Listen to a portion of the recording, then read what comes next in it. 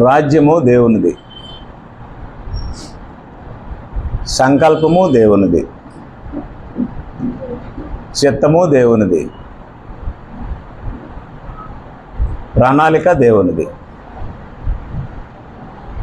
రాజ్యము దేవునిది. దేవుని రాజ్యము శాశ్వతమైనది. 145వ కీర్తన 13వ వచనం మనం చదివితే, 145వ కీర్తన 13వ వచనంలో ఇలా రాస్తుంది: నీ రాజ్యము శాశ్వత రాజ్యము, నీ రాజ్యము శాశ్వత రాజ్యము, నీ రాజ్య పరిపాలన ఎంతకాలం ఉంటుంది? తరతరములు నిలుచును అన్నాడు. దేవుని రాజ్యం ఎలాంటిది? శాశ్వతమైనది. ఆయన పరిపాలన ఎలా ఉంటుంది అంటే తరతరములు నిలుస్తుంది. అది దేవుని రాజ్యం. దేవుడు తన రాజ్య పరిపాలన లేదా తన యొక్క చిత్తాన్ని భూమి మీద కూడా నెరవేరాలని తనలో తాను నిర్ణయించుకున్నాడు. ఎఫెసీయులకు రాసిన పత్రిక 1వ అధ్యాయము 8వ వచనంలో ఇలా రాస్తుంది. ఎఫెసీయులకు రాసిన పత్రిక 1వ అధ్యాయం 8వ వచనంలో,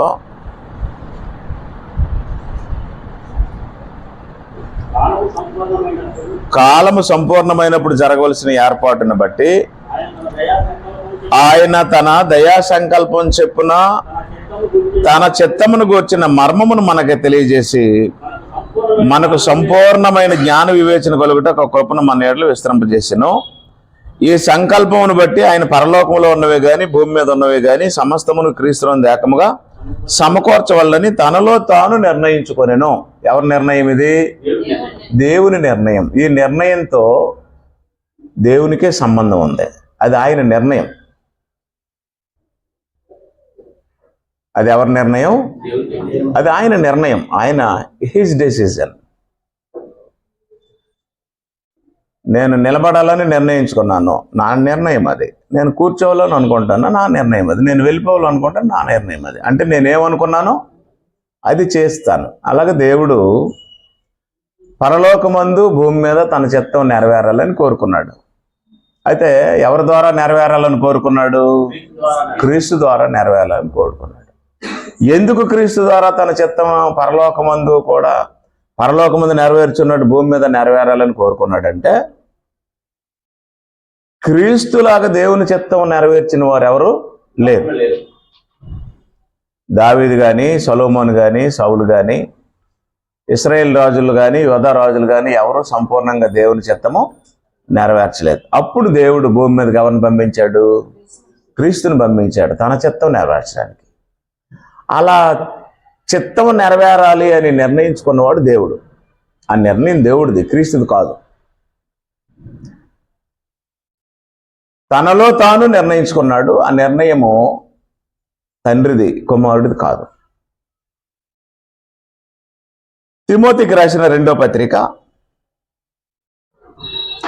అపోస్తలుడు తిమోతికి రాసిన 2వ పత్రిక 1వ అధ్యాయం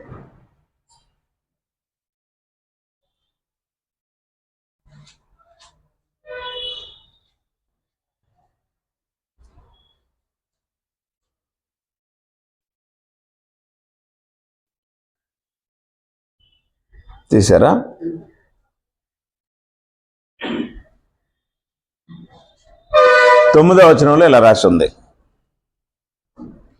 మన క్రియలను బట్టి కాక తన స్వకీయ, అది ఈ సంకల్పం ఎవరిది? ఆయన స్వకీయ అంటే సొంత సంకల్పము. సంకల్పం ఎవరిది? దేవుని సొంత సంకల్పం. సంకల్పం అంటే ప్లాన్. ఎక్కడ నిర్ణయించుకున్నాడు? తనలో తాను నిర్ణయించుకున్నాడు. అది ఆయనకే తెలుసు, ఎవరికి తెలియదు. ఆయన చెప్తే తెలుస్తుంది ఎవరికైనా సరే.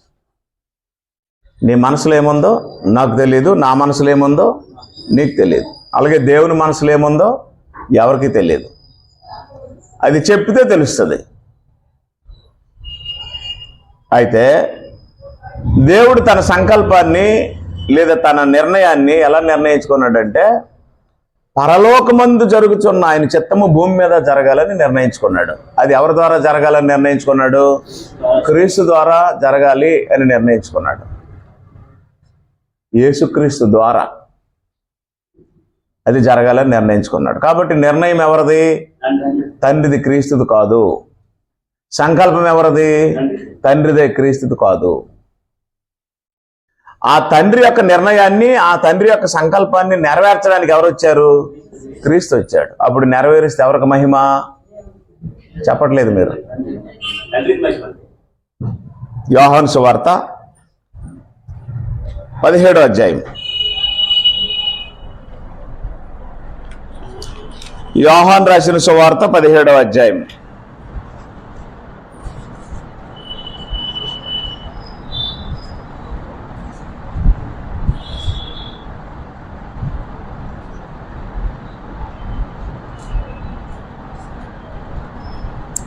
మూడవ వచనంలో ఇలా రాసి ఉంది, అద్వితీయ సత్యదేవుడు అయిన నిన్ను. అంటే దేవుడిని ఏమన్నాడు యేసు ప్రభు? అద్వితీయుడు అంటే సంకల్పం వచ్చినవాడు అద్వితీయుడు, నిర్ణయించుకున్నవాడు అద్వితీయుడు. ద్వితీయుడు లేడు. యేసుక్రీస్తు క్రైస్తవులకు దేవుడు అని ఎవడైనా చెప్తే ద్వితీయుడిని ఏర్పాటు చేసినవాడు అవుతాడు. క్రైస్తవులకు ఎంతమంది దేవుళ్ళు? ఒక్కడే. అయితే యేసుక్రీస్తు కూడా దేవుడైతే ఎంతమంది అవుతారు? ఇద్దరు అవుతారు. యేసు ప్రభు మేమిద్దరం దేవుళ్ళు అని చెప్పలా. బైబిల్ ఎక్కడ క్రైస్తవులకి ఇద్దరు దేవుళ్ళు అని చెప్పలా. మత్తయి సువార్తలో కానీ, మార్కు సువార్తలో కానీ, లూకా సువార్త కానీ, యోహాను సువార్త కానీ, అపోస్తుల కార్యాలు కానీ, రోమపత్రిక కానీ, గలతీ పత్రిక కానీ, కొరింథీల్లో ఉన్న సంఘాలకి రాసిన పత్రికల్లో కానీ, ప్రకటన గ్రంథంలో కానీ ఎక్కడ చూసినా మనకు ఒక్కడే దేవుడు. ఒక్కడే దేవుడు అంటే అర్థం ఏంటి? సంకల్పం పుట్టినవాడు ఒక్కడే, చిత్తం జరిగించేవాడు ఒక్కడే, మహిమ పొందవలసిన వాడు ఒక్కడే. అలాంటి వాడు కాక ఇంకొక దేవుడు మరి లేడు. ఆకాశం అందు కానీ, భూమి మీద కానీ, భూమి కింద కానీ ఒక్కడే దేవుడు. బైబిల్ అంతా చెప్పింది ఒక్కడే దేవుడు అని. ఓకేనా?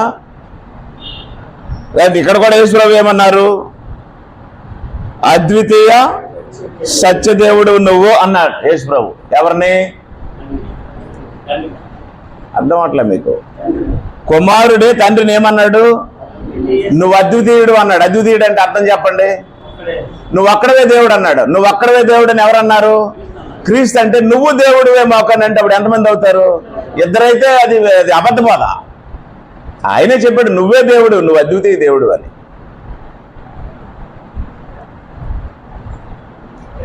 ఆయన దేవుడే మాకు నువ్వు దేవుడివే అని అంటే అప్పుడు ఎంతమంది అవుతారు? ఇద్దరు దేవుళ్ళు నీకున్నట్టు బైబిల్లో ఎక్కడా ఉండదు. ఒక్క దేవుడే దేవుడు. ఎఫెసీయులకు రాసిన పత్రిక 4వ అధ్యాయము 4వ వచనం. ఎఫెసీయులకు రాసిన పత్రిక 4వ అధ్యాయం 4వ వచనం. శరీరం ఒక్కటంటే సంఘం ఒక్కటే, ఆత్మ ఒక్కడంటే పరిశుద్ధాత్మ ఒక్కడే, నిరీక్షణ ఒక్కటంటే అందరికీ ఉండవలసినటువంటి హోప్ ఒక్కటే, ప్రభు ఒక్కడంటే యేసుక్రీస్తు ఒక్కడే, విశ్వాసం ఒక్కటే, బాప్తిసం ఒక్కటే. రైట్. ఇప్పుడు అందరికీ దేవుడు ఏమయ్యాడు? ఒక్కడే దేవుడు అయ్యాడు. ఆయన తండ్రి మనందరికీ. ఆయన యేసు ప్రభువుకు కూడా ఏమయ్యాడు? తండ్రి అయ్యాడు. యేసు ప్రభువుకు కూడా దేవుడు అయ్యాడు. అర్థం అవట్లేదా? ఎక్కడ కన్ఫ్యూజ్ అయ్యారంటే మరి యేసుక్రీస్తు కూడా దేవుడు అని రాసి ఉంది కదా అని అందరి కన్ఫ్యూజ్ అయ్యారు. ఎస్, యేసుక్రీస్తు కూడా దేవుడే. యేసుక్రీస్తు దేవుడని, దేవుని యొద్ద ఉన్నాడని, శరీరంతో భూమి మీదకి వచ్చాడని అపోస్తలులు రాశారు. ఆయన దేవుడే, 100% యేసు ప్రభు దేవుడే. అయితే క్రైస్తవులకు మాత్రము, క్రైస్తవులకి ఆయన ప్రభువుగా నియమించబడ్డాడు. ఆయన క్రైస్తవులకు దేవుడిగా నియమించబడితే ఎంతమంది అయిపోతారని? ఇద్దరు అయిపోతారని దేవుడు క్రైస్తవులకు ఏమని నియమించాడు? ప్రభు అని నియమించాడు. కాబట్టి ఇప్పుడు క్రైస్తవులకు ఏమయ్యాడు? ప్రభు అయ్యాడు. అంటే సంపూర్ణ దేవత్వం గల ఒక ఆయనేమో నీకు దేవుడు అయ్యాడు, తండ్రి అయ్యాడు. ఆయనతో సమానుడైన సంపూర్ణ దేవత్వం గలవాడు మరొక ఆయనేమో నీకేమయ్యాడు? నీకు ప్రభు అయ్యాడు. ప్రభు అయ్యాడు అంటే అర్థం ఏంటి? మీకా గ్రంథం 5వ అధ్యాయం 2వ వచనం. మీకా గ్రంథం 5వ అధ్యాయం 2వ వచనంలో ఇలా రాసి ఉంది. అంటే ఎఫ్రతా బెత్లెహేమా, యోదా వారి కుటుంబములలో నీవు స్వల్ప గ్రామమైనను. గుర్తుంచుకోండి, ఎవరి కొరకు? దేవుని కొరకు. అంటే నా కొరకు ఇశ్రాయేలీయులను ఏలబోవాడు. రైట్. బెత్లెహేములో పుట్టేవాడు ఎవరిని వెళ్తాడు? ఏ ఇశ్రాయేలీయులు? దేవుని ఇశ్రాయేలీయులు అంటే క్రైస్తవులు వెళ్తాడు. క్రైస్తవులు లేలేవాడు క్రైస్తవులకి ఏమవుతాడు? ప్రభు అవుతాడు. అయితే ఆ ఏలేవాడు ఎవరి కోసం వెళ్తాడు? యేసు కోసం వెళ్ళడం. యేసు ప్రభు ఎవరి కోసం వెళ్తాడు? తన తండ్రి కోసం వెళ్తాడు. అప్పుడు మహిమ ఎవరిది? అది. మళ్ళీ చదవండి ఆ వచనం. బెత్లెహేము ఎఫ్రాతా, యోదా వారి కుటుంబంలో నీవు స్వల్ప, అంటే అత్యంత చెప్పుకోదగిన గ్రామం అయినా సరే, అంటే నా కొరకు అంటే ఎవరి కొరకు? మహామహుడకు దేవుని కొరకు ఇశ్రాయేలీయులను. అంటే ఇశ్రాయేలీయులు అంటే పాత ఇశ్రాయేలు కాదు అమ్మా. ఇశ్రాయేలీయులు అంటే ఇశ్రాయేలీయులు కాదు, పాత నిబంధన ఇశ్రాయేలీయులు కాదు. ఈ ఇశ్రాయేలీయులు ఎవరు? గలతీ పత్రిక 6వ అధ్యాయము 15వ వచనంలో చెప్పిన దేవుని ఇశ్రాయేలీయులు. పాత ఇశ్రాయేలీయులు అంటే సున్నతి పొందిన ఇశ్రాయేలీయులు, కొత్త ఇశ్రాయేలీయులు అంటే బాప్తిజం పొందిన ఇశ్రాయేలీయులు. పాత ఇశ్రాయేలీయులు అంటే ధర్మశాస్త్రం కింద మోసే ద్వారా నడిపింపబడిన ఇశ్రాయేలీయులు. కొత్త ఇశ్రాయేలీయులు అంటే క్రీస్తు ద్వారా నడిపింపబడినటువంటి ఇశ్రాయేలీయులు. పాత ఇశ్రాయేలీయులు అంటే ఐగుప్తు బానిసత్వం నుండి విడిపింపబడిన ఇశ్రాయేలీయులు. కొత్త ఇశ్రాయేలీయులు అంటే పాపపు బానిసత్వం నుండి విడిపింపబడిన ఇశ్రాయేలీయులు. అర్థమైందా? కాబట్టి మోషే ఇశ్రాయేలీయులను విడిపించాడు. ఎవరి కొరకు నడిపించాడు? ఎవరి కొరకు విడిపించాడు? దేవుడి కొరకు. యేసుక్రీస్తు బెత్లెహేము అనే ఒక చిన్న గ్రామంలో జన్మించిన ప్రజల్ని పరిపాలిస్తాడు. ఎవరి కోసం పరిపాలిస్తాడు? తన తండ్రి కోసం పరిపాలిస్తాడు. అంటే తండ్రి కోసం పరిపాలిస్తాడు అంటే అర్థం ఏంటి? తండ్రి చిత్తాన్ని ఈ రాజ్యంలో నెరవేరుస్తాడు. అప్పుడు ఎవరికి మహిమ? తండ్రికి మహిమ. ఎందుకు తండ్రికి మహిమే రావాలి అంటే చిత్తం ఎవరిది? సంకల్పం ఎవరిది? ఉద్దేశం ఎవరిది? ప్లాన్ ఎవరిది? ఇవన్నీ ఎవరివి? తండ్రివి. ఆయన ఆ చిత్తాన్ని అనుసరించి శరీరాన్ని అమిర్చి భూమి మీదకి క్రీస్తుని పంపించాడు. హెబ్రీయులకు రాసిన పత్రిక 10వ అధ్యాయం 5వ వచనం. హెబ్రీయులకు రాసిన పత్రిక 10వ అధ్యాయం.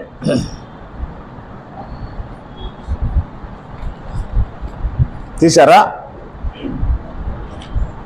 హెబ్రీయులకు రాసిన పత్రిక 10వ అధ్యాయము తీసారా? 10వ వచనం చదవండి. బలియు అర్పణయు నీవు కోరలేదు కానీ 100 సార్లు తీసాం కదండి. ఆ నెంబర్ చెప్పండి. దేవుడు ఏం చేశాడట? బలియు అర్పణయు నీవు కోరలేదు కానీ నాకు ఒక శరీరమును, అంటే దాని మీద ఏం మాట్లాడాడంటే జంతువుల బలుల గురించి మాట్లాడాడు. బలియు అర్పణయు నీవు కోరలేదంటే పైన జంతు బలుల గురించి చెప్పాడు.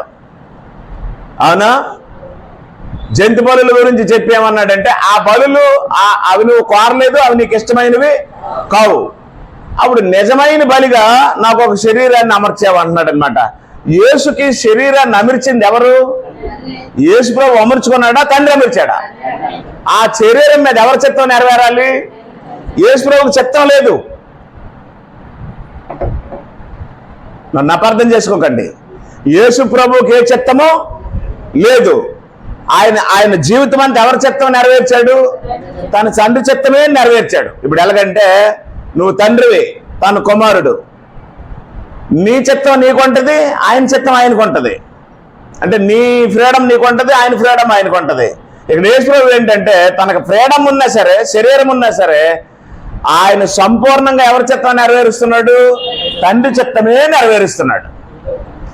అలాగున తండ్రి చిత్తము నెరవేర్చినట్లు క్రీస్తుకి శరీరం అమర్చిన వాడు ఎవరు? తండ్రే శరీరాన్ని అమర్చి పంపించాడు. ఎందుకు? పరలోకమందు ఆయన చిత్తము నెరవేర్చున్నట్లు భూమి మీదను ఆయన చిత్తం నెరవేరాలని యేసు ప్రభువుకి శరీరం అమర్చిన వాడు దేవుడు. అయితే చిత్తం ఎవరిది? శరీరం ఎవరిది? క్రీస్తుది. చిత్తం ఎవరిది? తండ్రిది. శరీరం ఎవరిది? క్రీస్తుది. అవునా? బలియు అర్పణయు నీవు కోరలేదు కానీ నాకు ఒక శరీరమును అమర్చితివి. పూర్ణ హోమములు పాప పరిహారార్థ బలులు నీకు ఇష్టమైనవి కావు. ధర్మశాస్త్ర ప్రకారం అర్పించిన బలులు దేవునికి ఇష్టమైనవి కావు. మరి ఇష్టమైనవి కాకపోతే బలులు ఎందుకు ఏర్పాటు చేశాడంటే అడ్వాన్స్.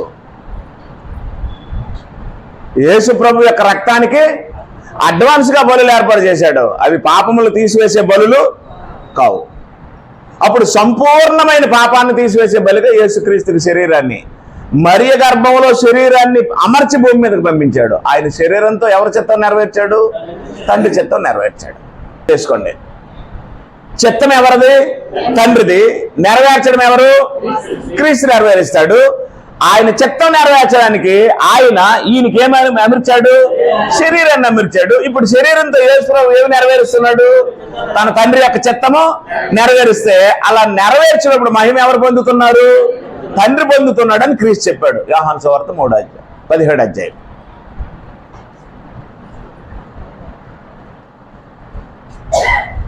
యోహాను సువార్త 17వ అధ్యాయం 3వ వచనంలో ఇలా రాసి ఉంది.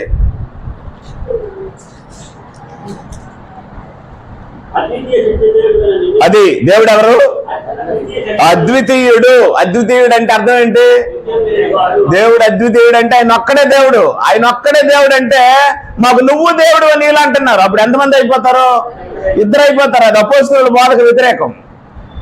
అయితే మరి ఆయన దేవుడు కాదా అంటే ఆయన సంపూర్ణంగా దేవుడే. కానీ క్రైస్తవులకు దేవుడు, క్రైస్తవులకు ప్రభు,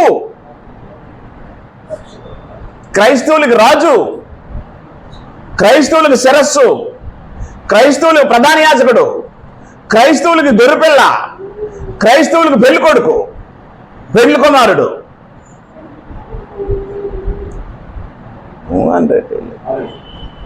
క్రైస్తవులకి ఏమని నియమించాడు?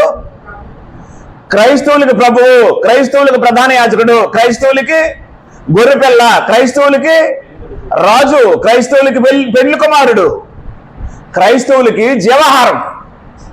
కానీ క్రైస్తవులకి దేవుడు ఒక్కడే. క్రైస్తవులకు దేవుడు ఒక్కడే. నా వైపు గట్టి చూడండి. చూడక కూడా కళ్ళు సహకరించట్లేదా? చిత్తం ఎవరిది? తండ్రిది. ఆ చిత్తము నెరవేర్చేవాడు ఎవరు? యేసు ప్రభు. పరలోకంలో ఆయన చిత్తం నెరవేరుతున్నట్లు భూమి మీద కూడా ఆయన చిత్తం నెరవేరాలన్నాడు. ఆయన చిత్తం నెరవేరడానికి ఆయనే ఈయనకి ఏమి ధరింపజేశాడు? శరీరాన్ని ఇచ్చాడు. ఇప్పుడు శరీరంతో యేసు ప్రభు ఏం చేస్తున్నాడు? అమ్మా నా వైపు. యేసు ప్రభు తన శరీరంతో ఎవరి చిత్తం నెరవేరుస్తున్నాడు? తన తండ్రి చిత్తం నెరవేరుస్తున్నాడు. తండ్రి చిత్తం నెరవేరుస్తున్నాడు అంటే తండ్రి ఏం చెప్తే అదే చేస్తుంటే అప్పుడు తండ్రికి ఏం కలుగుతుంది? మహిమ కలుగుతుంది. యోహాను సువార్త 17వ అధ్యాయం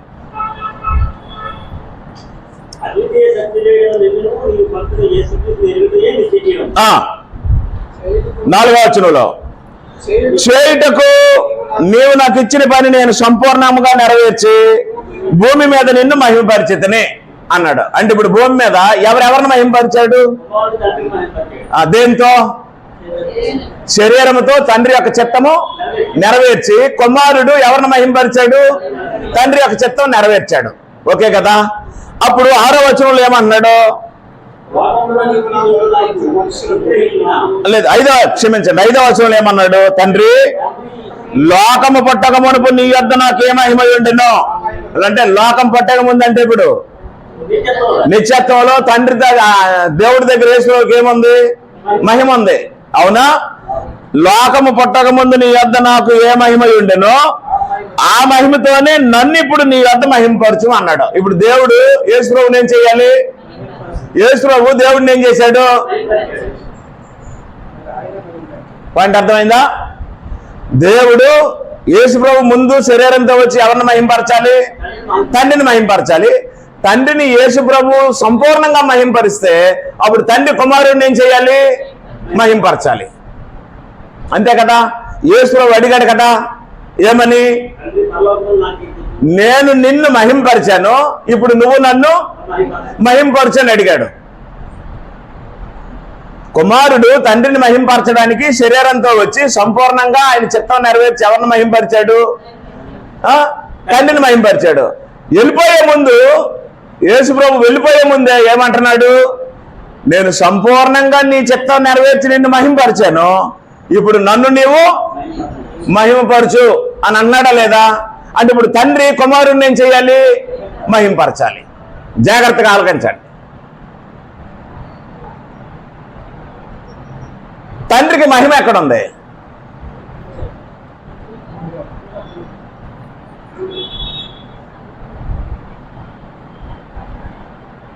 ఎఫెసీయులకు రాసిన పత్రిక 3వ అధ్యాయం 21వ వచనం. ఎఫెసీయులకు రాసిన పత్రిక 3వ అధ్యాయం 21వ వచనం ఇలా రాసి ఉంది, మనలో కార్యసాధకమైన మన శక్తి చొప్పున మనం అడుగు వాటన్నిటికంటేనో ఊహించి వాటన్నిటికంటేనో అత్యధికముగా చే శక్తి గల దేవునికి యేసుక్రీస్తు మూలముగా సంఘములో తరతరములో సదాకాలము మహిమ కలుగును గాక. ఇప్పుడు చెప్పండి, దేవుడికి మహిమ ఎక్కడ ఉంది? భూమి మీద.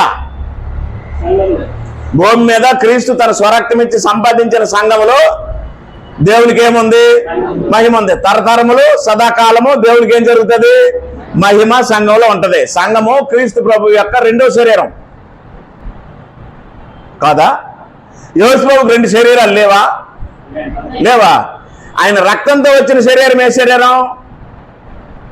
మరీ గర్భం నుండి వచ్చినటువంటి మానవ శరీరం. ఆ శరీరంతో రక్తం నింపుకొని వచ్చి భూమి మీద ఏం చేశాడు? ఆ రక్తాన్ని ఒలికించేశాడు.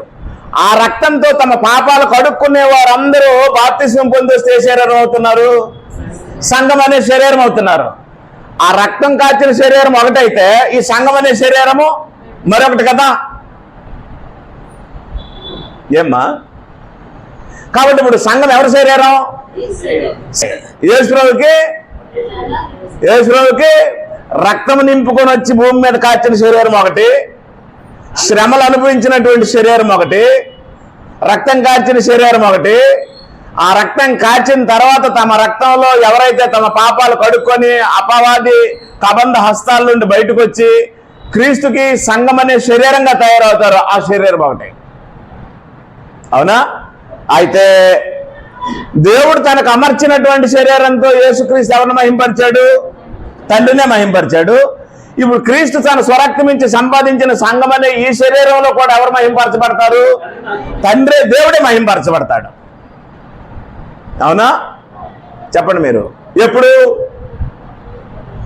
దేవుడు మహింపరచబడతాడు? ఎప్పుడు దేవునికి మహిమ? ఎలా దేవునికి మహిమ అంటే శరీరము ఆయన చిత్తం నెరవేర్చాలా, తన చిత్తం నెరవేర్చుకోవాలా? యేసు ప్రభు శరీరంతో ఆయన ఇష్టం నెరవేర్చుకున్నాడా, దేవుని ఇష్టం నెరవేర్చాడు? అంటే ఒక శరీరము దేవుని ఇష్టం నెరవేరిస్తే దేవునికి మహిమ. అవునా? అప్పుడు మనందరం ఇప్పుడు క్రీస్తుకి ఏమయ్యాం? ఒక శరీరం అయ్యాం కదా. ఈ శరీరానికి క్రీస్తు ఏమయ్యాడు? శిరస్సు అయ్యాడు. శరీరము శిరస్సు అనేది ఒక యూనిట్ కదా. భార్య భర్త 2 యూనిట్లా, ఒక యూనిటా? భార్య భర్త ఏక శరీరమా, 2 శరీరాల? ఏక శరీరం. ఏమండి? కాబట్టి ఇప్పుడు సంఘము శిరస్సు 2 యూనిట్లా, ఒకే యూనిటా? ఒకే యూనిట్. అంటే ఒక శరీరంతో వచ్చి మానవ పాప పరిహారం కొరకై రక్తం కార్చిన యేసుక్రీస్తు 33.5 సంవత్సరాల శరీరంతో ఎవరిని మహింపరిచాడు? తండ్రినే మహింపరిచాడు. ఆ శరీరాన్ని చంపి పాతేసిన తర్వాత సమాధిలో నుంచి తిరిగి లేచిన తర్వాత పెంతెకొస్తు పండుగ రోజు సంఘం కట్టాడు కదా. ఆ సంఘం ఎవరి శరీరం? ఇప్పుడు ఆ శరీరం కూడా ఎవరిని మహింపరచాలి? అదే అన్నమాట. కాబట్టి ఇప్పుడు దేవుడికి మహిమ ఎక్కడుంది? భౌతికంగా బ్రతికిన క్రీస్తు శరీరంతో చేసినటువంటి చిత్తాన్ని బట్టి దేవునికి మహిమ వచ్చింది. ఆ భౌతికమైన శరీరంలో ఉండే రక్తాన్ని కాల్చుడి ద్వారా మనల్ని కడిగి సంఘంగా ఏర్పాటు చేసి క్రీస్తుకు శరీరంగా ఉంచడం వలన ఇప్పుడు సంఘంలో దేవునికి ఏం కలుగుతుంది? మహిమ కలుగుతుంది. అది ఎక్కడా? ఎక్కడా? ఎక్కడా? ఎక్కడా? ఇప్పుడు మనం పాటలు పాడుతున్నాం, అవునా? మనం పాటలు పాడుతున్నామా? యేసు ప్రభువు మనతో పాటలు పాడుతున్నాడా? మనం పాటలు పాడుతున్నామా? యేసు ప్రభువు పాటలు పాడుతున్నాడా? మనము పాడుతున్నాం, ఆయన పాడుతున్నాడు. మీరు ఇక్కడ పాటలు పాడితే, మీరు ఇక్కడ పాటలు నడిపిస్తే మీకు అర్థం అవ్వాల్సిన, జ్ఞాపకం ఉండవలసిన విషయం ఏంటంటే, నేను ఎత్తే పాట నాతో పాటు యేసు ప్రభు పాడుతున్నాడని మీకు తెలియాలి. మనం పాడేటప్పుడు యేసు ప్రభు మనతో కూడా పాడుతాడా అంటే మనకు తెలియని విషయం ఏంటంటే, మనం సింగర్తో పోటీ పడలేమనేది మనం తెలుసుకోవాలి. ఆయన ఎవరైనా సరే వాళ్ళు ఎంతవరకు పాడుతున్నారు అనేది వాళ్ళతో కూనరాగం అలా కలపడమే తప్ప వాళ్ళు మనం శాసించినట్టు పాడకూడదు అన్నది వాస్తవం. అయితే మనకు అర్థం అవ్వాల్సి వస్తే వాళ్ళకి అర్థం అవ్వాల్సిన విషయం ఏంటంటే, నేను పాడుతున్నప్పుడు నాతో పాటు ఈ సంఘమే కాకుండా సంఘంతో పాటు ఎవరు పాడుతున్నారు? యేసు ప్రభు కూడా ఇక్కడ కూర్చొని పాడుతున్నాడు. అయితే వీళ్ళు కనబడుతున్నారు, ఆయన కనబడ్డు అని గుర్తుండాలి పాడేవారికి. ఇది వాస్తవం. ఇది హెబ్రీయులకు రాసిన పత్రిక, హెబ్రీయులకు రాసిన పత్రిక 2వ అధ్యాయంలో ఇలా రాసి ఉంది. హెబ్రీయులకు రాసిన పత్రిక 2వ అధ్యాయంలో ఇలా రాసి ఉంది.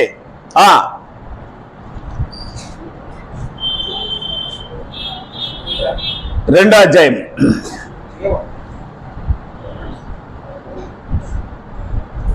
హెబ్రీ పత్రిక 2వ అధ్యాయంలో, నేను పేతురు పత్రిక తీస్తాను. తీశారా? 11వ వచనం నేను చదువుతాను.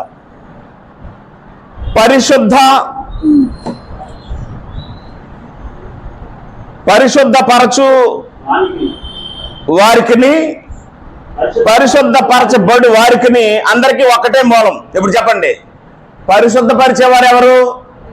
యేసు ప్రభు. పరిశుద్ధపరచబడేవారు ఎవరు? సంఘం. వీళ్ళందరికీ ఒకటే మూలం. ఈ హేతు చేతను వారిని సహోదరులను పిలుచుటకు ఆయన సిగ్గుపడక, అంటే పరిశుద్ధపరిచేవాడు పరిశుద్ధపరచబడేవాడిని ఏమని పిలుస్తాడు? సహోదరులని పిలుచుటకు సిగ్గుపడక, నీ నామమును నా సహోదరులకు ప్రచురపడుతును సమాజము మధ్య అనంది కదా. కిందని ఏమని రాసి చూడండి. సంఘం అంటే ఎవరి శరీరం? క్రీస్తు శరీరం. ఇప్పుడు మీరు ఎవరి శరీరం? నేను ఎవరి శరీరం? ఆమె ఎవరి శరీరం? ఎక్కడున్న కూర్చుని మనందరం ఎవరి శరీరం? క్రీస్తు శరీరంలో మనందరం అవయవాలం కదా. అర్థం లేదా? క్రీస్తు శరీరంలో మనందరం అవయవాలం కదా. మనము క్రీస్తు శరీరం అయితే అప్పుడు క్రీస్తు సంఘానికి ఏమయ్యాడు? శిరస్సు అయ్యాడు కదా. సంఘానికి వేరుగా క్రీస్తు లేడు, క్రీస్తుకు వేరుగా సంఘం లేదు. ఒక మనిషిని పడుకోబెట్టి పీక కట్ చేసి మొండెమిటు తలటు పెట్టామనుకోండి, శిరస్సు అటు పెట్టామనుకోండి, అతన్ని మనిషి అంటారా? శవం అంటారా? అమ్మా వినమ్మా, నా వైపు చూడు. ఒక వ్యక్తిని పడుకోబెట్టి శిరస్సు కట్ చేసేసి మొండెమంటూ శిరస్సు లాగేస్తే అతన్ని మనిషి అంటారా? శవం అంటారా? శవం అంటారు. ఎందుకు శవం అంటారు? శరీరానికి శిరస్సుకి సంబంధం తెగి మరణించాడు కాబట్టి, శిరస్సును హత్తుకోలే శరీరం లేదు కాబట్టి అట్టి శరీరాన్ని ఏమంటారు? శవమే అంటారు. ఈనాడు మత శాఖలన్నిటిని కలిపి ఏమంటారు? క్రీస్తు శరీరాలు అనరు. క్రీస్తుకి ఎన్ని శరీరాలు ఉంటాయి? ఒక్క శరీరమే ఉంటుంది. కాబట్టి సంఘము మొండెమైతే క్రీస్తు ఆ మొండానికి ఏమై ఉన్నాడు? శిరస్సు అయి ఉన్నాడు. అప్పుడు క్రీస్తు సంఘము కలిసి ఒక యూనిట్. ఇప్పుడు ఈ క్రీస్తు సంఘంలో సంఘము ప్లస్ క్రీస్తు లేదా క్రీస్తు ప్లస్ సంఘము కలిసి ఏం చేస్తారు? పాడుతారు అని రాసి ఉంది ఇక్కడ. యేసు ప్రభువే చెప్పాడు, సంఘములో నేను ఏం చేస్తానన్నాడు? నీ కీర్తిని గానము చేస్తానన్నాడు. అంటే యేసు ప్రభు సంఘంతో కలిసి ఏం చేస్తున్నాడు? పాడుతున్నాడు. అంటే ఎవరిని ఆరాధిస్తున్నాడు అని అర్థం. ఇంకెంతకంటే డెఫినేషన్ ఇంక చెప్పాలండి. ఇప్పుడు మీరు పాటలు పాడారంటే ఎవరిని మహింపరచడానికి పాడుతున్నారు? తండ్రిని మహింపరచడానికి పాడుతున్నాం. తండ్రి మహింపరచబడే చోటేది? క్రీస్తు శరీరమే కదా. తండ్రి మహింపరచబడే చోటేది? క్రీస్తు శరీరమే కదా. క్రీస్తు శరీరంతో తండ్రిని మహింపరిచాడు. ఇంకొక శరీరాన్ని ఇప్పుడు కట్టి ఇప్పుడు ఈ శరీరంతో ఎవరిని మహింపరుస్తున్నాడు? తండ్రినే మహింపరుస్తున్నాడు కదా. కాబట్టి ఇప్పుడు మనం పాడుతున్నాం, మనతో పాటు ఎవరు పాడుతున్నారు? మనతో పాటు యేసుప్రభు పాడుతున్నాడు. అంటే మనందరం ఒక యూనిట్ అయి పాడి ఎవరిని మహింపరుస్తున్నాం? తండ్రిని మహింపరుస్తున్నాం. ఇది ఎందుకు చెప్పానంటే దేవునికి మహిమ ఎక్కడ ఉంది? సంఘంలో, భూమి మీద దేవునికి మహిమ ఉంది. అవునా? చెప్పండి. దేవునికి సంఘంలో భూమి మీద మహిమ ఉంటే యేసుప్రభు ఏమన్నాడంటే, జగత్తు పునాది వేయబడక మునుపు నీ దగ్గర నాకు ఏ మహిమ ఉందో ఆ మహిమతో ఇప్పుడు నన్ను మహిమపరచు అన్నాడు. మీరు అర్థం చేసుకోండి. యేసుప్రభుకి ఎక్కడ మహిమ ఉంది? ఇప్పుడు యేసుప్రభుకి ఎక్కడ మహిమ ఉంది? ఆయన సంఘంలో నన్ను మహిమపరచు అంటున్నాడా? నీ యొక్క మహిమపరచు అంటున్నాడా? ఇప్పుడు సంఘం ఎక్కడ ఉంది? భూమి మీద ఉంది. దేవుడు ఎక్కడ ఉన్నాడు? పరలోకంలో ఉన్నాడు. యేసుప్రభు ఇప్పుడు మహిమ ఎక్కడ కోరుతున్నాడు? పరలోకంలో మహిమ కోరుతున్నాడు. కాబట్టి సంఘంలో మహిమ ఎవరికి? పరలోకంలో మహిమ ఎవరికి? యేసుప్రభుకి. తండ్రి మహిమలోనే ఉన్నాడు. ఆ మహిమలో ఉండే మహిమ ఎవరు కోరుతున్నారు? క్రీస్తు కోరుతున్నాడు. చదవండి యోహాను సువార్త. యోహాను సువార్త 17వ అధ్యాయము 3వ వచనంలో యేసుప్రభు డైరెక్ట్ గా చెప్పిన వచనాలు అక్కడ ఉన్నాయి. లేవా? 3వ వచనం, అద్వితీయ సత్యదేవుడు అయిన నిన్నును నీవు పంపిన యేసుక్రీస్తును ఎరుగుటే నిత్యజీవము. అంటే దేవుడిని అద్వితీయుడిగా దేవుడు పంపిన యేసుక్రీస్తుని ఎరుగుటే నిత్యజీవం అని రాశాడు. 4వ వచనంలో, చేయుటకు నీవు నాకు ఇచ్చిన పని నేను సంపూర్ణముగా నెరవేర్చి భూమి మీద నిన్ను మహింపరిచితిని అన్నాడు. యేసు ప్రభు భూమి మీద ఎవరిని మహింపరిచాడు? తండ్రిని మహింపరిచాడు. ఆయన కార్చినటువంటి రక్తం ద్వారా కట్టిన సంఘంలో కూడా ఇప్పుడు దేవుడికి ఏం కలుగుతుంది? మహిమే కలుగుతుంది. గుర్తుంచుకోండి, దేవుని మహిమ ఇప్పుడు ఎక్కడ కలుగుతుంది? భూమి మీద, సంఘంలో దేవునికి మహిమ. అది ఎఫెసీ పత్రిక 3వ అధ్యాయం 21వ వచనంలో ఉంది కదా. సంఘములు తరతరములు సదాకాలము, సంఘములు సదాకాలము తరతరములు దేవునికి మహిమ కలుగుతుంది. అంటే క్రీస్తు శరీరం సంఘం అయితే ఆ శరీరము ఎవరిని మహిమపరుస్తుంది? శరీరం తను తాను మహిమపరుచుకుంటే అది శరీరం ఎందుకు అవుతుంది? దేవుడికి మహిమ అవుతుంది. కాబట్టి క్రీస్తు రక్తంతో నింపుకొని వచ్చినటువంటి శరీరంతో 33.5 సంవత్సరాలు దేవుడు మహిమపరిచాడు. క్రీస్తు రక్తం కాచి కట్టినటువంటి సంఘం అనే శరీరంలో కూడా దేవునికి మహిమ కలుగుతుంది అని మనకు తెలుసు. లేఖనాలు అలా రాసి ఉన్నాయి.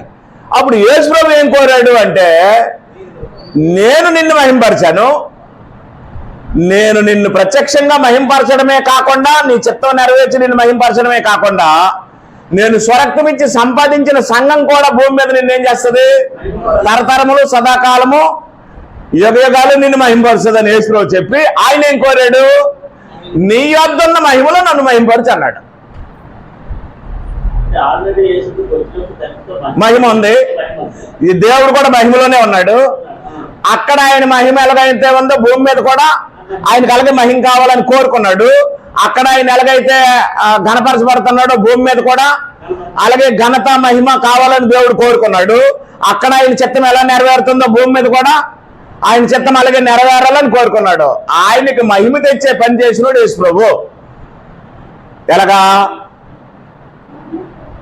ఎలాగంటే ఇది శరీరం, ఇది యేసు ప్రభు శరీరం అనుకోండి. నా వైపు చూడండి. ఈ శరీరం నిండా ఏముంది? రక్తం ఉంది. అవునా? అప్పుడు ఈ శరీరంతో ఆయన ఎన్ని సంవత్సరాలు భూమి మీద బతికాడు? 33.5 సంవత్సరాలు భూమి మీద బతికాడు. ఈ 33.5 సంవత్సరాలు ఈ భూమి మీద ఎవరి చిత్తం నెరవేర్చాడు? ఎంత శాతం నెరవేర్చాడు? 100% తండ్రి చిత్తం నెరవేర్చాడు. ఇలా చేయడం వలన మహిమ ఎవరికి వచ్చింది? దేవునికి మహిమ. అంటే యేసు ప్రభు యొక్క ప్రవర్తన వలన, యేసు ప్రభు యొక్క వ్యక్తిత్వం వలన, యేసు ప్రభు యొక్క పరిశుద్ధత వలన, యేసు ప్రభు యొక్క పాపరహిత జీవితం వలన ఆయన పచ్చి శరీరంతో ఉన్నప్పుడు, అంటే పరిశుద్ధులుగా ఉన్నప్పుడు ఎవరు మహింపరిచాడు? దేవుడిని మహింపరిచాడు. అప్పుడు 33.5 సంవత్సరాలు అయిపోయిన తర్వాత యేసు ప్రభు ఏం చేశాడు? రక్తం కార్చాడు. రక్తం కారిస్తే కార్చినటువంటి రక్తం ఎవరిది? క్రీస్తే కదా. రక్తం కార్చి ఇంకా ఏం సంపాదించాడు? సంఘాన్ని సంపాదించాడు. అపోస్తుల కార్యములు 20:28 ప్రకారము ఈ సంఘం ఎవరిది? క్రీస్తుదే. ఇది కూడా ఏమైంది క్రీస్తుకి? ఇది కూడా అంటే క్రీస్తు శిరస్సు, సంఘము శరీరం. కొలస్సీ పత్రిక 1:18. క్రీస్తు ఒక శరీరం ఉంటుంది. డినామినేషన్లు క్రీస్తు శరీరాలు కావు, మత శాఖలు క్రీస్తు శరీరాలు కావు. క్రీస్తు ఒక శరీరం ఉంటుంది. వీళ్ళు 100 కట్టేసి 100 శరీరాలు క్రీస్తు అంటే కుదరదు. ఒక పురుషుడికి ఒక భార్య ఉంటుంది, ఒక స్త్రీకి ఒక భర్తే ఉంటాడు. అది న్యాయము, అది ధర్మము, అది నీతి. సంఘం అనేది ఏమన్నాడు? అమ్మా నా వైపు చూడాలి మీరు. సంఘం అనేది ఏమన్నాడు? శరీరం అన్నాడు. శరీరాన్ని ఏమన్నాడు? సంఘం అన్నాడు. అప్పుడు క్రీస్తు సంఘానికి ఏమయ్యాడు? శిరస్సు అయ్యాడు. శిరస్సే క్రీస్తు. సంఘమును శరీరమునకు ఆయనే శిరస్సు. అంటే ఎవరు? దేవుడు కాదు, క్రీస్తు శిరస్సు. అవునా? ఇప్పుడు ఆయన భూమి మీద బతికింది ఎన్ని సంవత్సరాలు? 33.5 సంవత్సరాలు. ఇప్పుడు సంఘానికంటే ఎన్ని సంవత్సరాలు అయింది? 2026 సంవత్సరాలు అయింది. అవునా? ఇప్పుడు ఇక్కడ శరీరంతో ఉన్నప్పుడు ఎవరిని మహింపరిచాడు? దేవుడిని మహింపరిచాడు. ఈ శరీరం అనే సంఘంలో ఎవరు మహింపరుస్తున్నాడు? దేవునికే మహిమ. అర్థమైందా? కాబట్టి క్రీస్తు భూమి మీదకి ఎందుకు వచ్చాడు? తాను భూమి మీద మహిమ పొందడానికి వచ్చాడా? తాను భూమి మీద మహిమ పొందడానికి వచ్చాడా? తన తండ్రిని మహింపరచడానికి వచ్చాడా? తన తండ్రిని మహింపరచడానికి వచ్చాడు. ఎలాగా? అమర్చబడిన శరీరంతో ఆయన చిత్తాన్ని జరిగించడం వల్ల ఎవరికి మహిమ వచ్చింది? తండ్రికి మహిమ వచ్చింది. రక్తం కార్చడం వలన కట్టినటువంటి సంఘం అనే శరీరంలో కూడా ఎవరు మహింపరచబడాలి? తండ్రే మహింపరచబడాలి అని క్రీస్తు చెప్పి ఫైనల్ గా ఆయన ఏమన్నాడంటే, నేను నిన్ను భూమి మీద మహింపరిచాను, ఇప్పుడు నువ్వు నన్ను ఎక్కడ మహింపరచాలన్నాడు? పరలోకంలో మహిమ అన్నాడు. కాబట్టి ఇప్పుడు క్రీస్తు ఎక్కడికి వెళ్ళాడు? పరలోకంలోకి వెళ్ళి ఏం చేస్తున్నాడు? రాజు అయ్యాడు. గుర్తుంచుకోండి, దావీదు ఎక్కడ రాజు? భూమి మీద. సౌలు ఎక్కడ రాజు? భూమి మీద. సొలొమోను ఎక్కడ రాజు? భూమి మీద. బైబిల్లో ఉండే రాజులు కానీ, భూమి మీద ఉండే రాజులు కానీ, రాజులు అనబడిన వారు కానీ, ప్రభువులు అనబడిన వారు కానీ ఎంతమంది ఉన్నా సరే ఎక్కడ రాజులు? సూర్యుని కిందే రాజులు. యేసుప్రభు ఎక్కడ రాజు? ఎక్కడ రాజు అయ్యాడు? పరలోకంలో రాజు అయ్యాడు. ఇప్పుడు దేవుడు క్రీస్తుని ఏం చేశాడు? మహిమలో మహింపరిచాడు. ఎలాగా? తండ్రిగా మహింపరిచాడా? రాజుగా మహింపరిచాడా? దేవుడిగా మహింపరిచాడా? రాజుగా మహింపరిచాడా? రాజుగా మహింపరిచాడు. కాబట్టి ఇప్పుడు యేసుప్రభు ఏం చేస్తున్నాడు? రాజై పరిపాలన చేస్తున్నాడు. ఎక్కడి నుండి?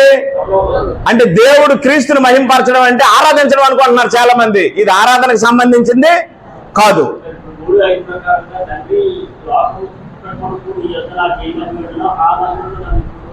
మహింపరచు అన్నాడు.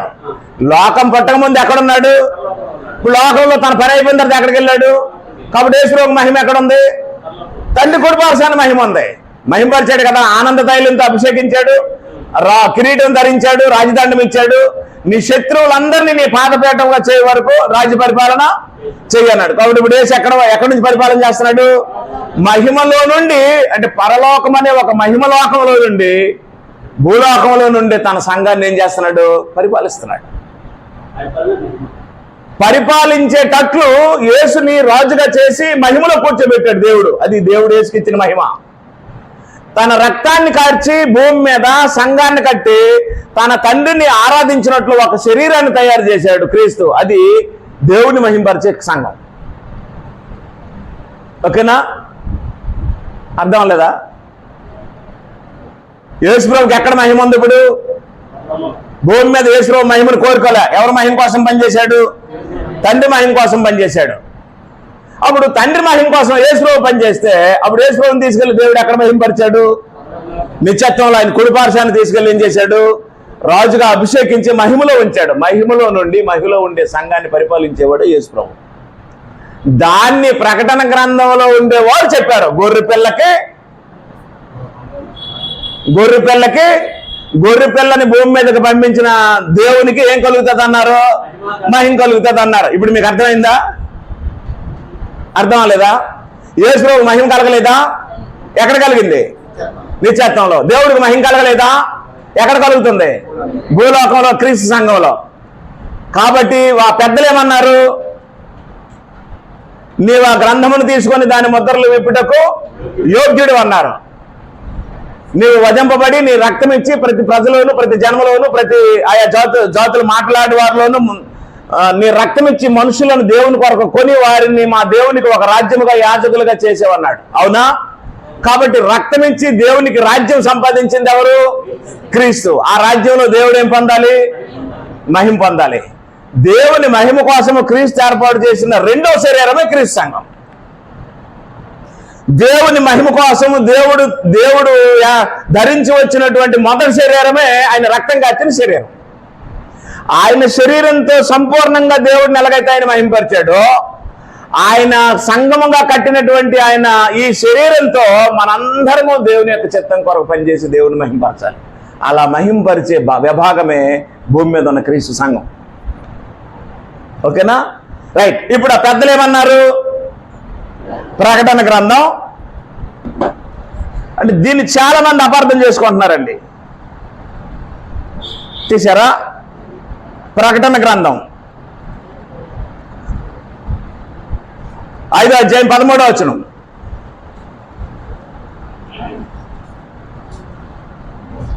లేదా 5వ అధ్యాయం 12వ వచనం. ప్రకటన గ్రంథం 5వ అధ్యాయం 12వ వచనంలో ఇలా రాస్తుంది. వారంటే ఎవరు?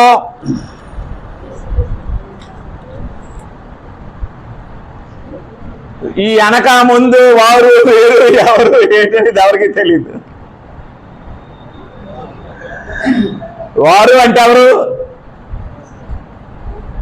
వారు అంటే 24 మంది పెద్దలు. ఎవరా పెద్దలు? 12 + 12 = 24. 12 అనేది సంపూర్ణమైన సంఖ్య. అంటే ఈ 24 పెద్దలు ఎవరంటే క్రీస్తు రక్తం కార్చడానికి అటువైపు ఇటువైపు రెండు జనాలు ఉంటారు. క్రీస్తు మధ్యలో ఉంటాడు. క్రీస్తు ఇక్కడ రక్తం కార్చాడు కదా, ఇటువైపు ఉన్న జనం ఎవరు? సంగమం. ఇటువైపు ఉన్న జనం ఎవరు? నీతిమంతులు. ఏ నీతిమంతులు? పాత నిబంధన నీతిమంతులు. అవునా? పాత నిబంధన నీతిమంతులు. పాత నిబంధనలో నీతిమంతులు ఉన్నారా లేరా? ఎవరు 4 పేర్లు చెప్పండి. హేబెల్ ఎవరు? నీతిమంతుడు. హనోక్ ఎవరు? నీతిమంతుడు. యోబు ఎవరు? నీతిమంతుడు. యోసేపు ఎవరు? నీతిమంతుడు. మోషే ఎవరు? భూమి మీద ఉన్నవారిలో మిక్కిలి సాత్వికుడు. ఈలోగా పాత నిబంధనలో నీతిమంతులు ఉన్నారా లేరా? ఉన్నారా లేరా? లేరా? దేవుడితో నడిచిన వారు. దానియేలు ఎవరు? జీవితాన్ని త్యాగం చేసుకున్న మహానుభావుడు. షడ్రకు, మెషకు, అబేద్నెగో ఎవరు? తమ దేహాత్మలను దేవుని కొరకు సమర్పించుకున్న అగ్నిగుండంలో పడవేయబడిన మహాభక్తులు. నీతిమంతులు కారా? అలాగ మీరు హేబేలు కానిండి చదువుకొని వస్తే చివరగా నీతిమంతుడిగా చేయబడినోడు ఎవరు? మ్రాను మీద ఉన్న దొంగ. అవునా? వీళ్ళందరూ ఎవరు? నీతిమంతులు. నేడే నీవు నాతో పరదేశంలో ఉండు అన్నాడు కదా. ఏ ధైర్యంతో అన్నాడు యేసు ప్రభు?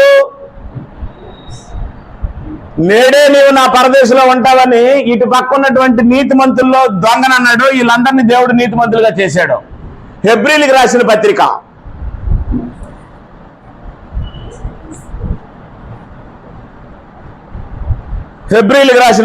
9వ అధ్యాయం.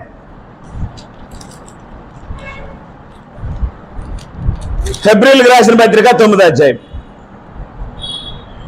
15వ వచనం. ఈ హేతువు చేత మొదట నిబంధన కాలంలో జరిగిన అపరాధముల నుండి, అంటే ఈ 9వ అధ్యాయంలో ఏం రాశాడంటే, ముఖం చూడండి, బైబిల్ చూస్తే అర్థమవుదాం. పాత నిబంధన కాలంలో జరుగుతున్న అపరాధాలు, వారు వేస్తున్నటువంటి బలుల వలన వారి మనస్సాక్షిని శుద్ధి చేయలేవు అని చెప్పాడు. ఆరాధించేవాడికి శుద్ధి అవ్వాల్సింది శరీరం కాదు. నువ్వు ఆరాధనకు వచ్చినప్పుడు స్నానం చేసుకొని వచ్చినా ఒకటే, టైం అయిపోయి నాకు స్నానం చేయకుండా వచ్చినానన్నే సరే దేవుడు నిన్ను ఊరేసాడు. కానీ శుద్ధి అనేది దేనికి జరగాలి? మనస్సాక్షికి శుద్ధి జరగాలి. ఆ సంగతి 9వ అధ్యాయం అంతట్లో రాసి 9వ వచనంలో చూడండి. ఆ గుడారము ప్రస్తుత కాలమునకు ఉపమానముగా ఉన్నది. ఈ ఉపమానార్థమును బట్టి మనస్సాక్షి విషయంలో ఆరాధకునికి సంపూర్ణ సిద్ధి కలుగు చేయలేని అర్పణలు బలు అర్పింపబడుచున్నవి అన్నాడు. అంటే ఆరాధించేవానికి సంపూర్ణ సిద్ధి కలగాలి అంటే మనస్సాక్షి ఏం చేయబడాలి? శుద్ధి చేయబడాలి. మనస్సాక్షి శుద్ధి చేయబడాలంటే జంతువుల రక్తం వల్ల జరిగే పని కాదు. అప్పుడు 12వ వచనం చూడండి. మేకల యొక్కయు కోడెల యొక్కయు రక్తముతో కాక, దేంతో? మేకల యొక్కయు రక్తము, కోడెల యొక్కయు రక్తముతో కాక అంటే మరి అక్కడ మేకల యొక్కయు కోడెల యొక్కయు బలులే కదా ఉన్నాయి, అవునా? మళ్ళీ హెబ్రీయులకు రాసిన పత్రిక 10వ అధ్యాయంలో ఏమన్నాడు? ఎడ్ల యొక్కయు మేకల యొక్కయు రక్తము పాపములను తీసివేయుట అసాధ్యం అన్నాడు కదా. అసాధ్యమైతే మరి 5 రకాల బలులు ఎందుకు ఇచ్చాడు? ఆ 5 రకాల బలులు ఎవరిలో నెరవేరాయి? క్రీస్తులో నెరవేరాయి. ఏంటి 5 రకాల బలులు? దహన బలి, నైవేద్యము, సమాధాన బలి, పాప పరిహారార్థ బలి, అపరాధ పరిహారార్థ బలి. ఏ రక్తం అట? మేకల యొక్కయు కోడెల యొక్కయు రక్తము పాపములను తీసివేయుట అసాధ్యం. అసాధ్యమైతే బలులు ఎందుకు ఇచ్చావు? అసాధ్యమైతే మాకు బలులు ఎందుకు ఇచ్చావు? వాటి పాపము రక్తం తీయకపోతే మాకు బలులు ఎందుకు ఇచ్చావు? 1 కాదు 2 కాదు. ఎన్ని బలులు ఇచ్చాడు? 1 దహన బలి, 2 నైవేద్యం, 3 పాప సమాధాన బలి, 4 పాప పరిహారార్థ బలి, 5 అపరాధ పరిహారార్థ బలి. ఈ ఎన్ని బలులు ఇవి? 5 బలులు ఇచ్చావు. ఈ బలుల రక్తం పాపం తీయకపోతే బలులు ఎందుకు ఇచ్చావు అని అంటే అప్పుడు యేసు ఏం చెప్పాడు? మీరు పాపంలోనున్నారు, ప్రజలు అందులోనున్నారు, ప్రజలు పాపంలోనున్నారు. పాపంలో ఉండే ప్రజలు నేను ఇప్పుడు ఏం చేయాలి? విడిపించి నీతిమంతులుగా చేయాలి. నేను విడిపిస్తాను అనడానికి ఈ బలులు ఎందుకు ఇచ్చాడు? అడ్వాన్స్ గా ఇచ్చాడు. అడ్వాన్స్ ఇచ్చాడంటే అర్థం ఏంటి? డెఫినెట్ గా ఫుల్ పేమెంట్ ఇస్తాడని అర్థం, అవునా? మనం ఏదో ఇల్లు ల్యాండ్ ఏదైనా కొనుక్కున్నప్పుడు ముందేం చేస్తాం? అడ్వాన్స్ ఇస్తాం. అడ్వాన్స్ ఇచ్చామంటే అర్థం ఏంటి? తర్వాత ఫుల్ పేమెంట్ ఇచ్చి దాన్ని మా సొంతము చేసుకుంటాం. కాబట్టి ఇప్పుడు అడ్వాన్స్ గా ఏమి ఇచ్చాడు? 5 బలులు ఇచ్చాడు. ఈ 5 బలులు ఆ రక్తము ఆ మనుషుల్ని నీతిమంతులుగా తీరుస్తాయని కాదు. నీతిమంతులుగా తీర్చే రక్తం ఎవరి రక్తము?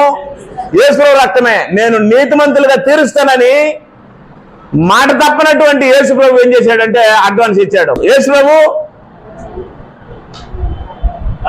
రిటర్న్ ఆప్షన్ ఉందా? క్యాన్సిల్ ఆప్షన్ ఉందా? లేదు. కాబట్టి తన ప్రాణం పెట్టడానికే సిద్ధపడ్డాడు. కాబట్టి అడ్వాన్స్ గా మీకు రక్తం ఇచ్చాను అందక. అప్పుడు నేను వచ్చి ఫుల్ పేమెంట్ చేసేస్తానని పాత నిబంధనలో ఉండే భక్తుల కోసం ఆయన చిందించిన రక్తం కోసమే ఇది అడ్వాన్స్ గా ఇచ్చాడు తప్ప ఈ రక్తం వారి పాపాలు తీస్తుందని కాదు.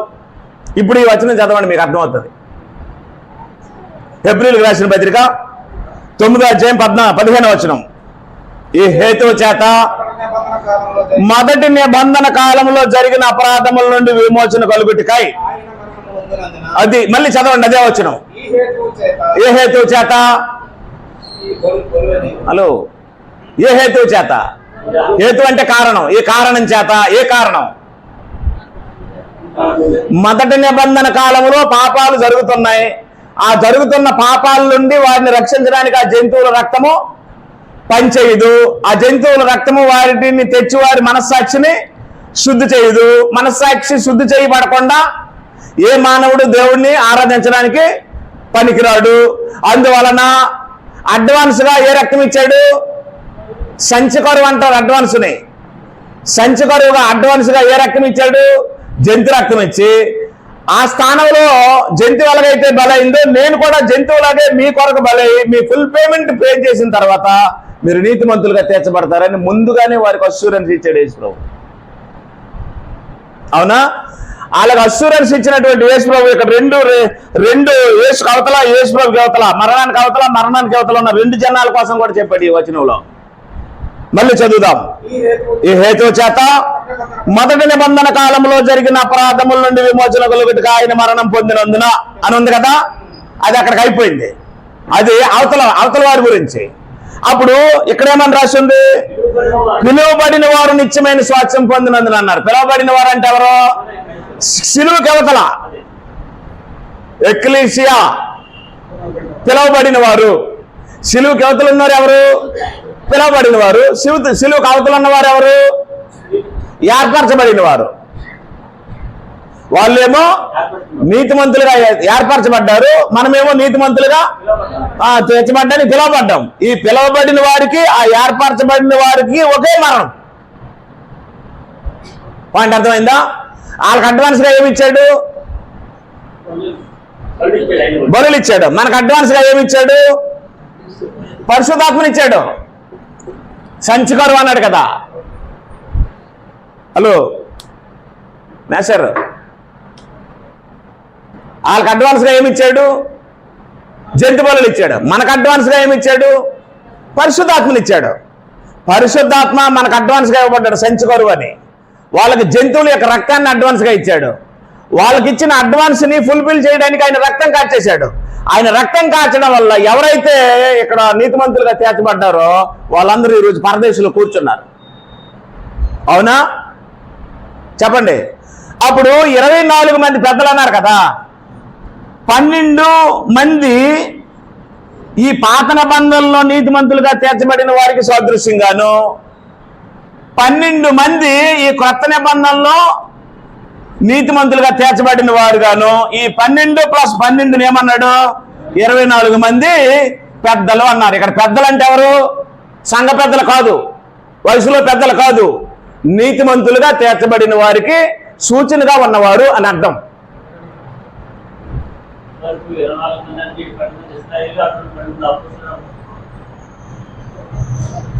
పాయింట్ అర్థమైందా? కాబట్టి ఈ పెద్దలు ఏమంటున్నారు? చదవండి. ప్రకటన గ్రంథం 5వ అధ్యాయము 12వ వచనం చదవండి, లేకపోతే 9 నుంచి చదవండి. ఆ పెద్దలు, నీవు ఆ గ్రంథమును తీసుకొని దాని ముద్రలు విప్పుటకు యోగ్యుడవు, నీవు వధింపబడిన వాడవై నీ రక్తం ఇచ్చి. గుర్తుంచుకోండి, ప్రతి వంశం గురించి మాట్లాడుతున్నాడు. ప్రతి వంశం అంటే ఇటువైపు ఉన్న సిలువుకి ఇటువైపు ఉన్నోళ్ళే కాదు, సిలువుకు అటువైపు ఉన్నోళ్ళు ఇటువైపు ఉన్నోళ్ళు అందరి కోసం మాట్లాడుతున్నాడు. ప్రతి వంశంలోనూ, ఆయా భాషలు మాట్లాడే వారిలోనూ, ప్రతి ప్రజలోనూ, ప్రతి జన్మలోనూ దేవుని కొరకు మనుషులను కొని మా దేవునికి వారిని ఒక రాజ్యముగా యాజకులుగా చేస్తూ కనుక భూలోకమందు వారు ఏలుదురని. రైట్, ఇప్పుడు చెప్పండి, భూలోకమందు ఏలేదు ఎవరు? క్రీస్తు స్వరక్తం ఇచ్చి సంపాదించిన జనులు భూలోకమందు ఏలుతారు. క్రీస్తు ఎక్కడి నుంచి వెళ్తున్నాడు? ఆయన అక్కడి నుంచి వెళ్తున్నాడు. ఆయన కొన్నటువంటి ప్రజలు ఎక్కడి నుంచి వెళ్తారు? ఎక్కడి నుంచి వెళ్తారు? ఇది అర్థం కాక యేసుప్రభు యెరూషలేములో చేల్తాడని 1000 ఏళ్ళ పరిపాలన పెట్టించారు కొంతమంది. అర్థం అవకే వచ్చే ఈ అపార్థపు సిద్ధాంతాలన్నీ ఉన్నాయి. యేసుప్రభు 1000 ఏళ్ళ పరిపాలన చేయడు. యేసుప్రభు 2026 సంవత్సరాల పరిపాలన చేస్తున్నాడు. యెరూషలేము ఎప్పుడో నాశనం అయిపోయింది, మరి అది కట్టబడదు. దానికోసం ఎవరైనా ఆశ పెడితే అపాస్పాలు అయిపోతారు, ఫూల్స్ అయిపోతారు. యెరూషలేము మరి కట్టబడదని, యెరూషలేములో దావీదు సింహాసనం ఉండదని, యెరూషలేములో యోధా గోత్రంలో మరి ఎవడు ఎన్నడూ పరిపాలన చేయడని ప్రవక్త ద్వారా ఎప్పుడో చెప్పి యెరూషలేముని సర్వనాశనం చేసేసి పెంట కుప్పగా చేశాడు దేవుడు. అదే యెరూషలేములో మళ్ళీ యేసుప్రభు వచ్చి 1000 ఏళ్ళు పరిపాలిస్తాడని ఈ బైబిల్లో ఎక్కడా లేదు. ఇప్పుడు ఆయన ఎన్ని సంవత్సరాలు పరిపాలిస్తున్నాడు? ఇప్పుడు ఆయన పరిపాలన 2026 సంవత్సరాలు అయింది. ఆయన వచ్చినంత వరకు పరిపాలిస్తాడు. ఆ తర్వాత రాజ్యాన్ని తండ్రికి అప్పచెప్తాడు. అప్పుడు యెరూషలేం కాదు, పంచిపోతాలి మిక్కటమైన వేనంతో ఏమైపోతాయి? లయమైపోతాయి. ఓకేనా? రైట్. 12వ వచనం, వారు వధింపబడిన గొర్రెపిల్ల శక్తి, ఐశ్వర్యము, జ్ఞానము, బలము, ఘనత, మహిమ, స్తోత్రమును. రైట్. ఇప్పుడు ఎవరు చెప్తున్నారు? యేసు ప్రభు ఘనత, మహిమ, స్తోత్రము పొందనరుడు అని ఎవరు చెప్తున్నారు? ఈ 24 మంది పెద్దలు చెప్తున్నారు. ఈ 24 మంది పెద్దలు అంటే ఎవరు? అంతే కదా. ఈ 24 మంది పెద్దలు అనేది 4వ అధ్యాయంలో ఉంది. 4వ అధ్యాయం ఏమో సింహాసనం సీను, 5వ అధ్యాయం ఏమో గొర్రెపిల్ల సీను. పాయింట్ అర్థమైందా? కాబట్టి ఇప్పుడు ఏం జరిగింది? 24 మంది పెద్దలు యేసు ప్రభువుకి తండ్రి అయినటువంటి దేవునికి ఏం కలుగుతుంది అంటున్నారు? మహిమ, ఘనత, స్తోత్రము కలుగుతుంది అంటున్నారు. ఇప్పుడు మీరు చెప్పండి, దేవుడికి మహిమ, ఘనత, స్తోత్రము ఎలా కలుగుతుంది? తండ్రిగా, దేవుడిగా. యేసు ప్రభువుకి ఘనత, మహిమ, స్తోత్రము ఎలా కలుగుతుంది? రాజుగా, పరిపాలకుడిగా, ప్రభువుగా. అవునా? చెప్పండి మీరు, మీకు అర్థమైందా? ఇప్పుడు యేసు ప్రభు ఎక్కడున్నాడు? మహిమలోనే ఉన్నాడు. తండ్రి ఎక్కడున్నాడు? మహిమలోనే ఉన్నాడు. అయితే ఇక్కడ కలుగుతున్న మహిమ ఎవరికి? తండ్రికి. అక్కడ కలుగుతున్న మహిమ ఎవరికి? తండ్రితో పాటు క్రీస్తుకి. వాళ్ళ మహిమ కోసం మాట్లాడిన సందర్భం అది. ఓకేనా? ఆరాధన కోసం మాట్లాడవలసి వస్తే ఇప్పుడు ఆరాధన ఎక్కడ జరుగుతుంది? పరలోకంలో జరుగుతుంది ఆరాధన, భూమి మీద జరుగుతుందా? భూమి మీద ఆరాధన జరిగితే అది ఎక్కడ జరుగుతుంది?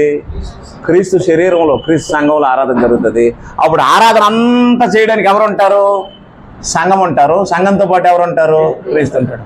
సంఘము పాటలు పాడుతారు, క్రీస్తు పాటలు పాడతాడు. ఎందుకంటే నువ్వు భార్య అయితే భార్యతో పాటు డెఫినెట్గా ఎవరు ఉండాలి? నీ భర్త ఉండాలి. ఆయన భర్త అయితే భర్తతో పాటు డెఫినెట్గా ఎవరు ఉండాలి? భార్య ఉండాలి. భర్తకు వేరుగా భార్య, భార్యకు వేరుగా భర్త ఉండడం అన్నది ఎంత వాస్తవమో, క్రీస్తుకు వేరుగా సంఘము, సంఘానికి వేరుగా క్రీస్తు ఉండడు. శరీరానికి వేరుగా శిరస్సు ఉండదు, శిరస్సుకు వేరుగా శరీరకం ఉండదు. ఈ యూనిట్ అంతా కలిసి ఇప్పుడు ఏం చేస్తున్నారు? పాటలు పాడుతున్నారు. ఈ యూనిట్ అంతా కలిసి భోజనం కూడా చేస్తారు. ఏ భోజనం అది? రాజభోజనం. అది చెప్పాలనుకున్నాను, ఇది చెప్పాల్సి వచ్చింది మళ్ళీ వాళ్ళు కొత్తగా. ఏ భోజనం? మనం ఇప్పుడు ఎవరితో భోజనం చేయడానికి వచ్చాం తెలుసా? రాజుతో భోజనం చేయడానికి వచ్చాం. ఇంకో మాట, రాజు భోజనం రాజుతో కలిసి చేసేటట్లు ఎవరు నియమించారు? రాజులకి రాజు నియమించాడు. ఇప్పుడు దేవుడు ఏమై ఉన్నాడు? రాజులకి రాజు. క్రీస్తు మనకేమై ఉన్నాడు? రాజు. రాజులకు రాజుని ఆరాధిస్తారా? రాజుని ఆరాధిస్తారా? రాజులకి రాజుని, రాజుతో కలిసి రాజ్యం ఆరాధిస్తుంది. యథా రాజా తదా ప్రజ. నీ రాజు పాడుతున్నాడు, రాజుతో పాటు రాజ్యం కూడా ఏం చేయాలి? పాడాలి. కాబట్టి ఒక రాజ్యానికి ఒక రాజు ఉన్నాడు. రాజ్యం మనము, రాజు క్రీస్తు. ఈ రాజ్యానికి, ఈ రాజుకి ఒక దేవుడు ఉంటాడు. ఆ దేవుడే తండ్రి. రాజు దేవుడు కాడు. అర్థం లేదా? దావీదు దేవుడా రాజా? యేసు ప్రభు క్రైస్తవులకు దేవుడా రాజా? రాజు. కానీ దేవుడే. కానీ మనకు ఎలా నియమించబడ్డాడు? మనల్ని తన కొరకు ఏలడానికి నియమించబడ్డాడు. బెత్లెహేములో పుట్టాడు. మన రాజు ఏమండి? ప్రభు. మన ప్రభువు మనము. ప్రభు అంటే పరిపాలించేవాడు. దేవుని కొరకు సంఘాన్ని పరిపాలించే ప్రభువుతో కలిసి సంఘము, ప్రభువు కలిసి ఎవరిని ఆరాధిస్తున్నారు? తండ్రిని ఆరాధిస్తున్నారు. ఆరాధించడం అంటే ఏంటి? మీ అందరికీ వందనాలు.